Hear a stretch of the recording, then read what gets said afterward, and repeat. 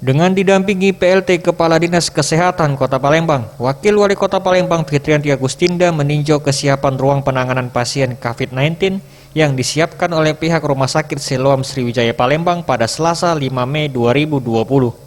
Usai peninjauan, Wakil Wali Kota Palembang mengutarakan, dalam ruang penanganan COVID-19 yang disiapkan pihak Rumah Sakit Siloam terdapat ruang ICU dengan 15 tempat tidur dengan peralatan lengkap.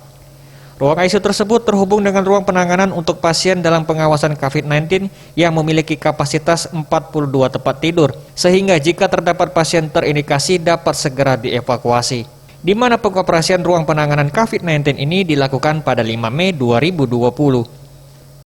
Sudah sangat bekerja sama dengan pemerintah Kota Palembang dengan mewujudkan keinginan pemerintah dan masyarakat untuk menambah ruang-ruang bed khusus pasien COVID. Ya, sekali lagi makasih banyak.